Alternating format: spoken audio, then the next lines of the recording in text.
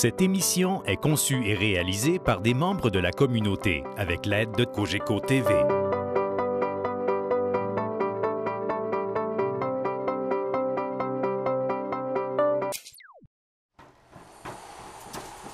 Depuis des générations, le bâton de parole est utilisé par les Premières Nations pour garder l'ordre et le respect. Celui qui détient le bâton de parole a quelque chose à dire et demande écoute, attention et tolérance. Lorsqu'il n'a plus rien à exprimer, il le fait circuler.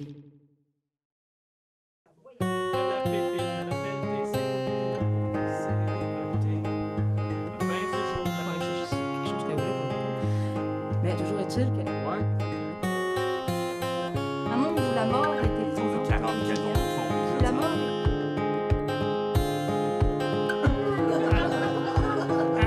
Mais ça pique. Deux chefs,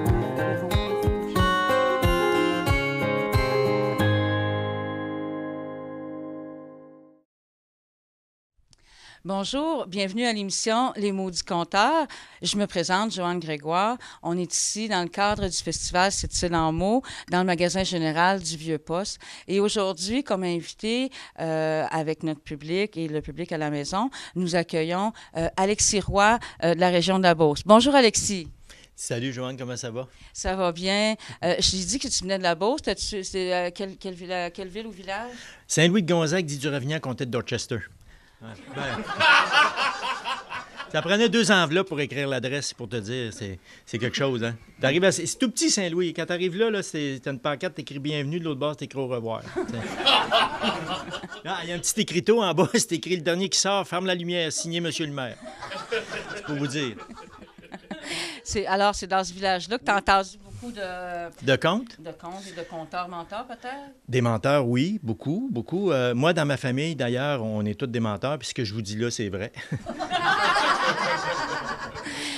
Alors, je t'ai invité en tant que conteur, mais là, tu es venu en tant que menteur, dans le fond. Bien, les deux, finalement, on peut mélanger les choses, hein, parce que ce qui est le plus difficile à croire, c'est la vérité. Oui, c'est ça. OK. Puis, je voudrais, juste pour dire, faire un petit survol de ce que tu fais comme métier. Bon, là, on t'a invité en tant que conteur. Qu'est-ce que tu fais d'autre aussi dans la vie de tous les jours? Tu es juste conteur? Non, mais je ne suis pas juste conteur. Je suis clown thérapeutique aussi pour un organisme à Montréal qui s'appelle Jovia, Docteur Clown. Donc, ça fait 15 ans que je fais du clown à l'hôpital Sainte-Justine. On travaille vraiment dans une approche de clown thérapeutique pour soutenir les familles, les enfants, les amener à passer ces moments-là qui sont des fois très difficiles. Fait que c'est ce travail-là que je fais. Et puis, ça fait une 20aine d'années que je compte aussi. Ah, OK. Mais tu es aussi un peu comédien? Bien, j'ai été comédien pendant plusieurs années et c'est du théâtre que je suis devenu un conteur, finalement. Parce que je n'aimais pas ça, le théâtre, finalement. Ouais, c'est ça, j'aimais pas ça. Peut-être moins de place à l'improvisation. Moins de place à l'improvisation. Le conte, ce que j'aime beaucoup, c'est que c'est une conversation avec le public. C'est vraiment une conversation émotive avec le public, un peu comme le clown aussi. Il n'y a pas de mur. Il y a vraiment comme cette relation-là qui peut toujours s'établir, puis qui crée du vivant, qui amène, qui te permet aussi d'explorer encore plus ta présence sur scène. Alors, c'est ça qui fait que quand j'ai goûté au conte, j'ai mis le théâtre dans un tiroir. OK. Ah, c'est très bien parce que moi, je te connais je connais un peu ton répertoire. Mais justement, en parlant de répertoire, parle-nous un petit peu de ton répertoire. En gros, qu'est-ce que tu aimes raconter aux gens? Puis pour les... Bon, là, OK, tu as un côté clown, tu aimes les faire rire, puis tu aimes peut-être aussi les faire réfléchir, ou peut-être un côté spirituel, je ne sais pas. Je te dirais que mon répertoire, c'est beaucoup dans le conte à rire. Quand je peux y mettre un petit soupçon de sel et poivre, de quelque chose de réflexion philosophique ou spirituelle, je suis bien content. Mais des fois, juste faire rire, ça l'amène à la spiritualité pareil. Oui, hein, c'est ça. Parce que ça nous réchauffe le cœur, puis ça apaise toujours les douleurs, le rire. Les valeurs du clown, hein, c'est la légèreté, l'ouverture, la joie, la simplicité. Puis c'est ce que j'essaye aussi de développer à travers le conte, puis de donner au public ce sentiment-là. Quand on sort d'un spectacle, bien, on a le cœur léger, on a de l'ouverture. La joie, c'est ce que ça crée. Fait que c'est vraiment mes valeurs, c'est avec ça que je travaille. Alors donc, aujourd'hui, tu vas tout nous faire ça. Alors, je t'invite à prendre place et à peut-être venir nous raconter, nous faire rire, peut-être pleurer, on ne sait pas, on va voir. Je te laisse aller prendre place. Et merci. Je vous laisse avec Alexis Roy.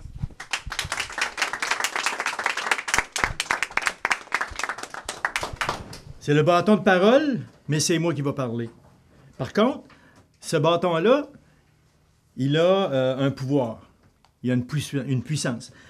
Quand on le tient, ben c'est un privilège qu'on a de parler. Être sur scène, peu importe la grandeur de la scène, même quand tu es un conteur, même si c'est juste une petite bûche, que tu es juste le jongleur du biochet, ben c'est un privilège. Et chaque conteur, chaque conteuse, quand il s'assoit ou qu'il reste debout sur son espace pour compter, doit toujours en prendre conscience.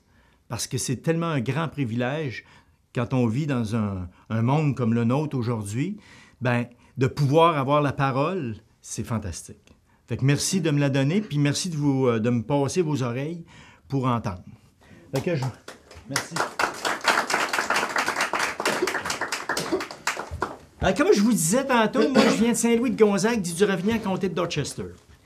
Ça prenait 2 enveloppes pour écrire l'adresse, je vous l'ai dit. C'est pas gros, hein, c'est tout petit. Saint-Louis, c'est sur le bord du Maine, des Échemins, sur le bord de la Beauce. Mais aujourd'hui, c'est juste dans la Beauce. Puis si ça continue comme ça, c'est sur le bord de Puet, c'est la carte, c'est pour vous dire. Mais à Saint-Louis, nous, on était pauvres. Puis, pour vous dire à quel point qu'on était pauvres, on était 7 chez nous. Puis on était tous pauvres. On était tous de la même famille. Mais, par contre, on savait s'organiser. Comme par exemple, on avait un lit. On avait juste un lit, c'était tout ce qu'on avait. Le premier étage, c'était les plus petits, ils se couchaient à terre, puis ils faisaient le matelot.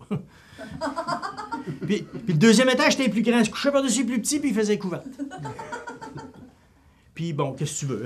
On mettait une petite couche de gazette là-dessus l'hiver, ça nous réchauffait, ça nous tenait au chaud. Et puis on avait un voisin. Ah, ce voisin-là, moi, je l'adorais. Il était fort. Il s'appelait Adélard.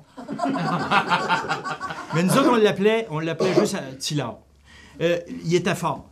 Il était tellement fort, ce gars, c'était pour vous dire. Là. Il prenait ses 2 mains. Lui, là, ses mains, là, je te le dis juste à toi. Les autres, là, écoutez plus, je te le dis à toi. Là. Ses mains, là, c'était large de même. Et puis là, il se mettait ça en dessous de ses chaussures. Là, vous pouvez recommencer à écouter, vous autres. Il mettait ça en dessous de ses chaussures, puis il se levait tout seul dans les airs. Hein?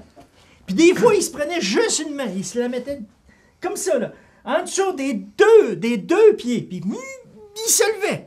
Puis pour se retenir, il se retenait avec l'autre main. Il pouvait rester en suspension comme ça dans les airs pendant des heures. Et c'était tout un problème aussi philosophique qu'il vivait. Parce que s'il lâchait cette main-là, il partait des airs. S'il lâchait l'autre, il tombait par terre. Il y avait un choix à faire. Ben, il le faisait des fois, mais des fois, il le faisait pas. Mais c'est pour vous dire à quel point il était fort. Puis lui, il y avait une femme qui s'appelait Harmosa. Nous autres, on l'appelait Mosa. Mosa la mystérieuse, parce qu'elle tirait aux cartes. Ah oui, quand elle était fâchée, elle tirait le carte en pleine en face. Comme ça. Elle tirait aux cartes. Puis Mosa, la mystérieuse, elle aimait beaucoup son mari, puis elle aimait beaucoup sa petite famille. Parce que dans ce temps-là, vous savez qu'une famille, c'était pas juste composé des enfants. Il y avait des pépères aussi qui vivaient, des pépères et des mémères qui vivaient dans la maison. Ah, aujourd'hui, les pépères, les mémères, on les envoie dans les CHLSD, les CHSLD. Mais dans ce temps-là, on les gardait à la maison. Et ils étaient pratiques. Ils servaient à quelque chose. On les installait dans le salon, puis ils remplaçaient la télévision. Ils ne la remplaçaient pas, il n'y en avait pas de télévision dans ce temps-là. Ils faisaient la télévision. Ah, ils se levaient le matin, ils descendaient, le pépé, il descendait. Il arrivait devant la porte d'entrée, qui peut être la porte de sortie, tout dépendant si t'étais en dedans ou dehors. Il rouvrait la porte. Il était à peu près 3 heures du matin, juste un petit peu avant que le soleil se lève.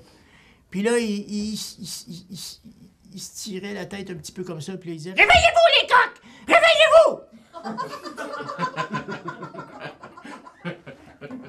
Là, le coq, il se réveillait. Et le coq faisait « Oh, oh, oh! »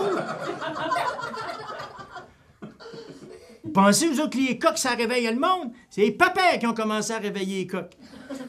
Puis ensuite, les coqs, qui ont compris qu'il fallait qu'ils chantent quand le soleil se levait. Juste avant que le papin arrive, parce que sinon, il faisait un saut à chaque fois. Puis à un moment donné, il a arrêté d'avoir des papins, puis les coqs ont continué à chanter. Parce que le behavioriste le dit, il appelle ça un réflexe conditionné.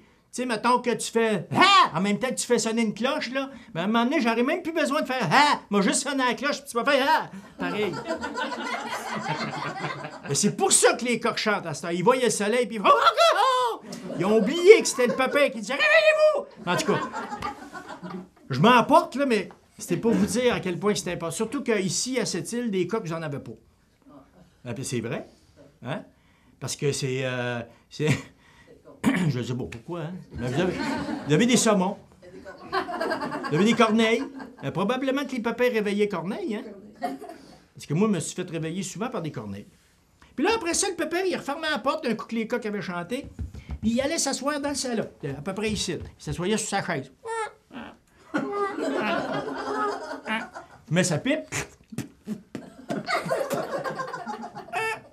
Puis là, il disait la météo. Ah! Fallait que ça serve à quelque chose, à peu près. Ben, c'est comme une télévision. La première chose que tu fais quand tu te lèves le matin, tu écoutes la météo à TV, puis après ça, qu'est-ce que tu fais? Tu t'en vas dans la cuisine, tu laisses jouer à TV toute la journée, puis personne ne l'écoute. Ben, c'était la même chose avec les papiers. Un coup que tu avais entendu qu'est-ce qui allait se passer dans la journée, tu le laissais faire, il radotait toute la journée, puis là, ben... Il était pas malheureux, là. Il était comme ça. C'était comme ça. C'était juste de même. Puis là, ben, pour dire la météo, il y avait ses trucs à lui. Il y avait une grande fenêtre. Puis là, devant la fenêtre, il avait mis une corde dehors avec une roche. Et il s'approchait, là, il allait voir. Puis quand la roche était mouillée, il disait « Il mouille! » Quand la roche avait un petit peu de neige dessus, il disait « Il neige! » Quand la roche se promenait de main, il disait « Il vente! » Puis quand la vitre était cassée, il disait « Allez vous cacher, il y a une tornade! » C'était pratique.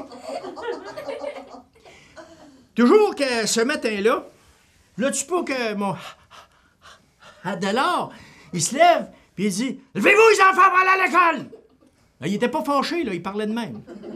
D'ailleurs, quand je vais vous dire il était pas fâché, vous autres, vous allez répondre il parlait de même, OK? On va l'essayer. Il était pas fâché, là. Il parlait de même. Mon Dieu, vous êtes bon. On se créerait à la messe. Alléluia. Fait que les enfants se préparent, s'en vont à la messe, puis là, ils regardent Mozart, puis ils disent « Mozart, je m'en vais en haut chercher de la roche! » Il était pas fâché, là. Il parlait de même. Fait que Mozart fait « Elle parlait comme ça aussi. Elle avait toujours sa main dans la bouche quand elle parlait. Fait qu'il part, il s'en va dans sa grange pour aller sortir son cheval. Fait qu'il rouvre la porte de grange.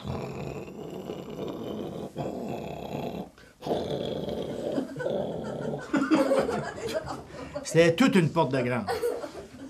Puis là, il pogne son cheval, il se le met sur le dos, il sort dehors. Après ça, il prend sa charrette, il se la met sur le dos, il la sort dehors. Il attelle le cheval après la charrette. Puis là, après ça, il pogne le cheval, la charrette, puis la revire d'abord parce qu'il s'en allait par là. Puis là, il fait « Hutspit, Hawaii! » Il était pas fâché, là. Fait qu'il part. Hey, il monte. Monte la petite côte. Monte dans notre petite côte.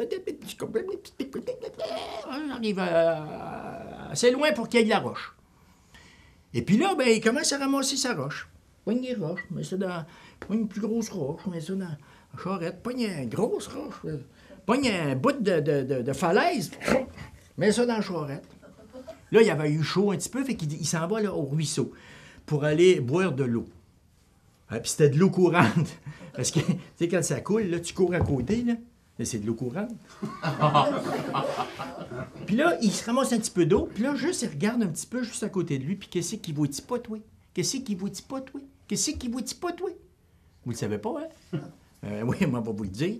Il voit un anneau en métal avec comme un couvert en planche. Là, il fait « Un tonneau? Ça fait là, ça! Un gros tonneau de mer? Hey, un gros tonneau comme ça, dans le fin fond de Saint-Louis, dis pas si ça avait été ici à cette île, ça aurait pu être un naufrage de pirates, quelque chose. Mais là, un gros tonneau dans le fin fond de... Ben, je comprenais rien. Sort le tonneau. Ça avait comme 7 pieds d'eau, cette affaire-là. Hey, je ramène ça à la maison. Il était pas fâché, là.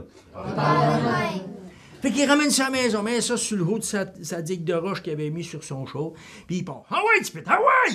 Il était pas fâché, là. Et Tipit vient pas partir. Pas moyen de partir. Ah, il y avait du poids, là. Ah oui, Tipit, ah oui! Ah, il avait la mort jusqu'aux oreilles.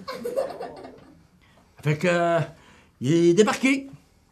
Il m'a installé en dessous du cheval, il l'a levé dans les airs, il a pogné sa charrette, il l'a levé comme ça, puis il est descendu. Descendu petite côte, descendu petite côte, descendu petite côte, jusqu'à temps d'arriver jusqu'à où il n'y avait plus de petite côte, c'était juste chez eux. Quand il est arrivé là, il est rentré dans la maison avec son tonneau, puis il a dit « Moi, je viens ici! Hey, regarde ça le beau tonneau, va me chercher une petite brosse en acier puis nettoie-moi ça comme il faut! » Il était pas fâché, là. Fait que Moussa, elle regarde ça, toi, ce tonneau-là. Puis là, elle fait « Oh mon Dieu, c'est dans le beau tonneau! » Elle était pas contente, là. Elle parlait de même, elle aussi, hein. Fait qu'elle va chercher la petite brosse, elle commence à frotter l'affaire. Elle échappe la brosse dans le tonneau. « Oh mon Dieu, j'ai pas rempli le tonneau! » C'est pas grave! On va la chercher. Il pognait le tonneau, il avait à l'envers, et... Il tombe 97 brosses en acier, toi. Flamme en neuve. Oh mon Dieu, 97 brosses en acier! Hey, elle l'a vu, là, big picture, en fait. 97, comme Rain Man. Fait que, il va aller vendre ça au marché. Il va vendre ça au marché. Il revient avec on est à la TV, là, hein. Bon, OK, là, je vais le dire, mais il faudrait que ça reste entre nous autres. Il l'a pas déclaré aux impôts. Il l'a pas déclaré aux impôts. 10 piastres. Il revenait avec 10 piastres. 10 piastres, toi! Il monte ça à Moussa. Moussa fait « Oh mon Dieu, 10 piastres! Montre-moi ça! » Regarde ça. Là, il y avait eu probablement une tornade. La fenêtre était cassée. Le vent est rentré dans la maison. Le 10 piastres est parti à voler comme un petit papillon. Puis, il est tombé dans le tonneau. « Oh mon Dieu, il y a plus de 10 piastres dans le tonneau! » Pogne le tonneau, vire le tonneau à l'envers. 97 10 piastres, toi. Oh mon Dieu, 97 10 piastres! Ben oui, toi, 97 10 piastres, t'es pas fâché, là? Hey! Pogne un 10 piastres, le remet dans le tonneau, revire le tonneau à l'envers. 97 autres 10 piastres! Pogne un 10 piastres, viens pour le mettre dans le tonneau. Moussa l'arrête. Ouh, là, mon mari. Faudrait pas attirer trop l'attention. Là, c'est le parti suspense du conte. Faudrait pas attirer trop l'attention. Parce que ça fait beaucoup de 10 piastres sur le plancher, hein? Ouais, t'as raison. On va cacher le tonneau. Puis quand on aura besoin de 10 piastres, on ira le chercher. C'est une bonne idée, ça. On devrait l'appeler Caisse populaire. Ils ont caché le tonneau. En dessous de l'escalier qui montait en haut ou qui descendait en bas, ça dépend de vous autres. Et puis, c'était dans le petit corridor qui conduisait à la salle de bain. Personne ne voyait ça, ni du salon, ni de la cuisine quand il rentrait. Excellent. Fait que toujours que ça reste demain. Le matin, le père, il se lève, rouvre la porte. Réveillez-vous les coqs!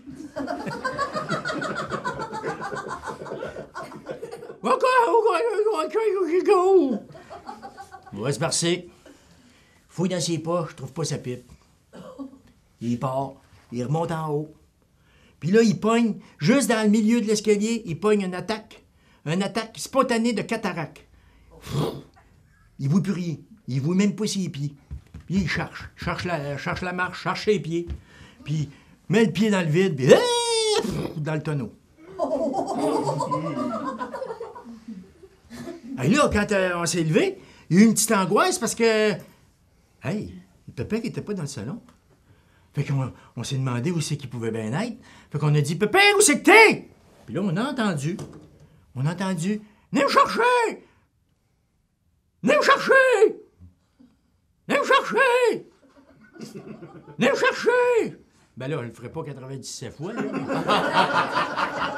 Surtout que les derniers, c'était plutôt genre... C'était dans le fond, t'sais. Où c'est que t'es, pépère? Dans le tonneau! Dans le tonneau! Dans le tonneau! Je sais pas si vous le savez, là, mais 97 brosses en acier d'un gros tonneau, ça passe. 97, 10 piastres. Mais 97 pépires, ça prend de la place. Ils sont partis pour aller le chercher. Ce bout-là, ils l'ont fait tellement vite, toi. Tellement vite qu'on l'a perdu dans l'histoire. Mais moi, je l'ai retrouvé, je l'ai mis au slow motion, moi, vous le faire.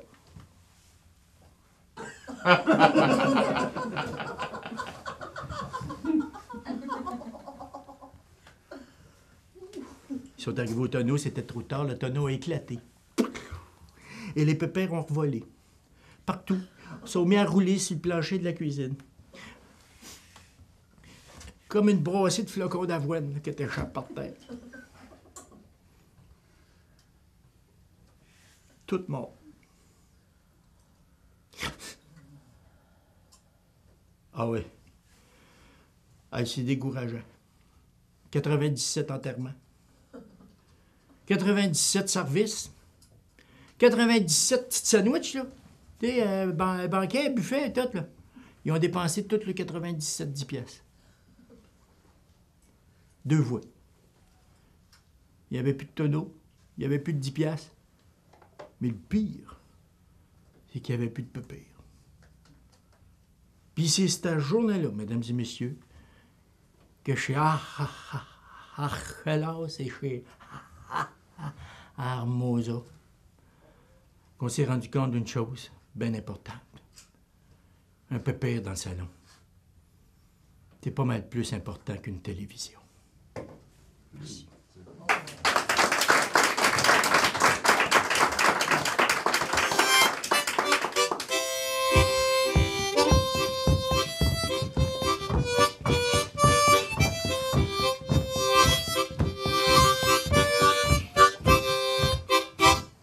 Merci beaucoup.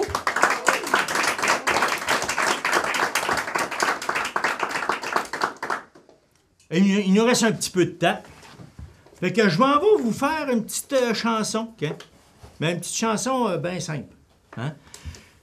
C'est pour se rappeler que quand on était dans le passé, puis qu'il y avait des soirées, c'était plus fort que nous autres, on avait tout le temps envie de danser. Même quand c'était des soirées funéraires. Je vais vous faire ça sur la forme d'un reel. Ben oui. C'est pas vous autres qui inventez ça, là. Ça s'est passé au temps perdu. Danser, c'était défendu. Faire tourner les belles, c'était péché mortel. Même si le curé nous regardait croche, nous autres, on se sentait bien plus proches. Des doux délices du ciel, que de l'enfer éternel. On dansait pareil. Il n'y avait pas plus vivre que poignée de moreau dans sur un air de violon, puis d'accordéon. Accordons-nous donc sur le plancher du salon. On dansait pareil. De temps en temps, comme de raison, la veillée se faisait au lampion. Fallait veiller le corps qui était passé de l'autre bord. Un bonsoir, c'est la belle Marie-Blanche qu'on a exposée sur les planches. On a habillé le salon avec des tentures blanches. On a prié pour l'occasion. Mais comme on s'était ramassé quasiment toute la parenté, on n'a pas pu s'empêcher de danser pareil. Il n'y avait pas plus vivant que de se brosser les chines sur le plancher de la cuisine. Excusez-nous, voisine. Il n'y avait pas plus vivant que poignée de mort aux dents sur un air de violon, puis d'accordéon. Accordons-nous donc sur le plancher du salon. On dansait pareil. Puis toujours que vers minuit, un jeune homme s'est présenté en noir du chapeau jusqu'aux gants. Il était impressionnant. Après nous avoir fait soigner comme une bande de déchaînés, il a voulu voir la morte, puis il a fermé la porte. C'est là qu'on a repris nos esprits. On s'est dit, il faut dire un chapelet. Ça fait longtemps, s'il vous plaît. Un peu plus, on l'oubliait. Il y a quelqu'un qui a ouvert la porte pour que nos prières se rendent mortes. Allez! On s'est tous mis à genoux. Puis là, on a pensé virer fou. Ce qu'on a vu, c'était effrayant. Il y avait dans le petit salon blanc plus de jeune homme, plus de Marie-Blanche. Il restait juste les planches. Wow. On dansait pareil. Il n'y avait pas plus troublant que de claquer des dents.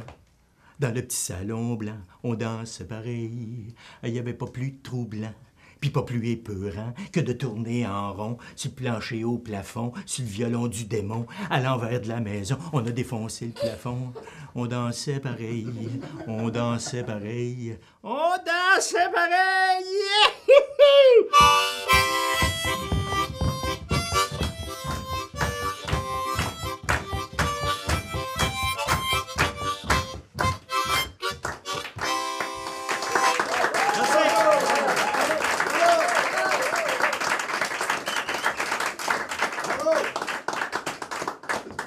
Ah, je te remercie infiniment de ce divertissement clownesque assis. C'est la première fois que je te voyais juste assis compter. Ben oui. Hein?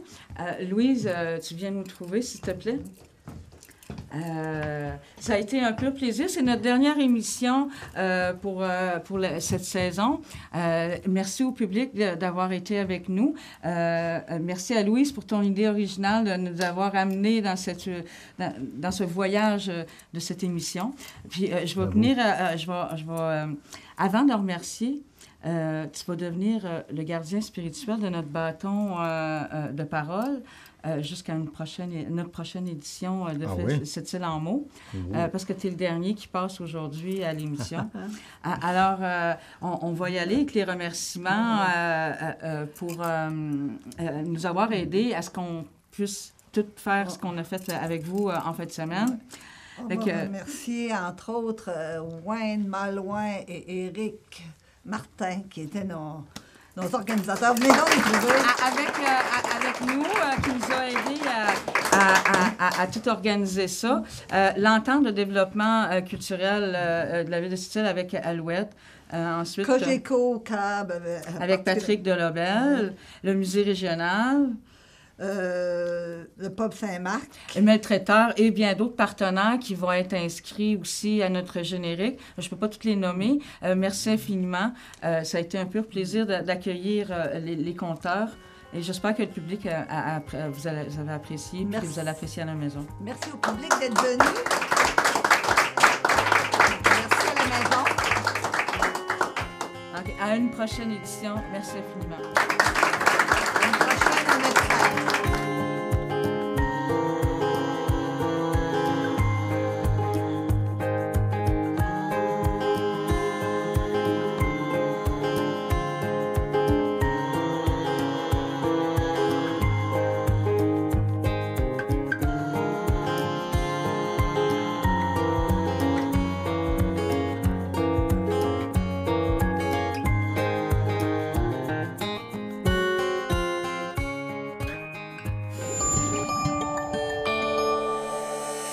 Cogeco TV, un service exclusif aux clients de Cogeco.